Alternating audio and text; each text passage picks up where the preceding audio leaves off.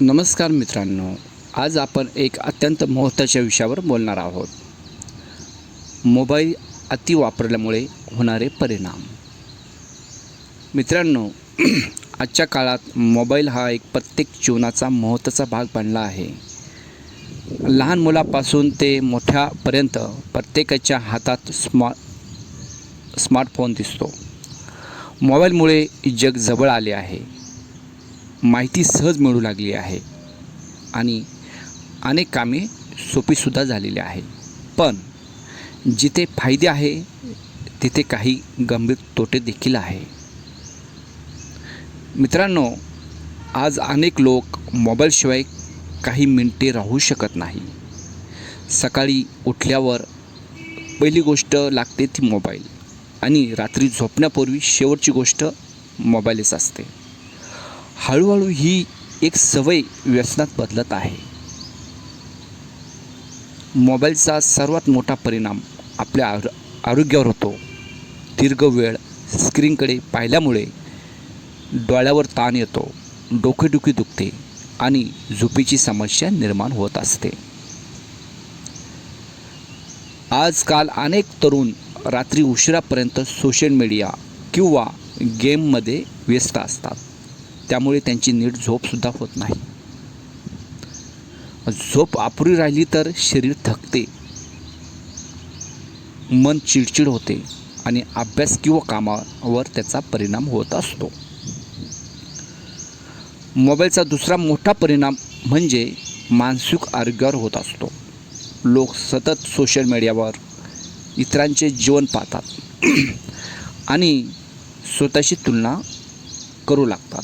त्यामुळे तणाव, चिंता, नैराश्य वाढू लागते. काही लोक लाईक्स आणि फॉलोअर्समध्ये आनंद शोधू लागतात. आज आपण मोठ्या प्रमाणात बघितले की मोबाईलमुळे नाती देखील कमजोर होत आहे. पूर्वी कुटुंबातील लोक एकत्र बसून बोलायचे, हसायचे आणि वेळ घालायचे. पण आज अनेक घरी प्रत्येकजण स्वतःच्या मोबाईलमध्ये व्यस्त दिसतो. त्यामुळे संवाद कमी होत चाललेला आहे. विचाराचं देवाणघेवाण कमी होत चाललेलं आहे. आणि विद्यार्थ्यावर मोबाईलचा मोठा परिणाम दिसतो.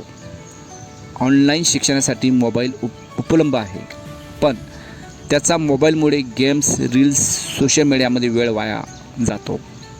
अभ्यासावर लक्ष कमी होते आणि एकाग्रताही कमी होते.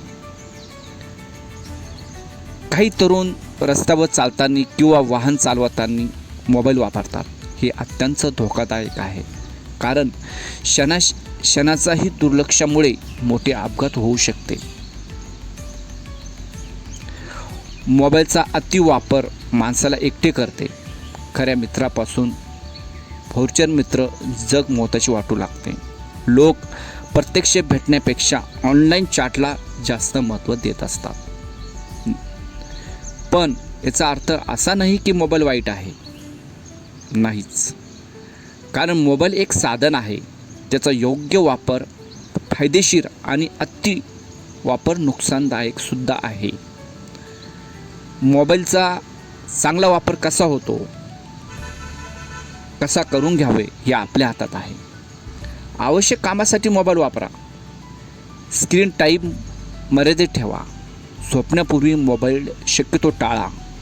अभ्यास आणि कामामध्ये लक्ष द्या. कुटुंबासोबत वेळ घाला. सोशल मीडियापेक्षा वास्तव जीवनाला महत्त्व द्या. तथागत गौतम बुद्ध यांनी सांगितले होते की कोणतीही गोष्ट अतिरेक ही वाईटच असते. जीवनात संतुलन आवश्यक आहे. मोबाईल वापरताना देखील हे संतुलन ठेवणं खूप गरजेचं आहे. नेहमीप्रमाणे आपण ध्यान, व्यायाम, वाचन, चांगली सवय यामुळे मोबाईलचे व्यसन कमी होऊ शकते.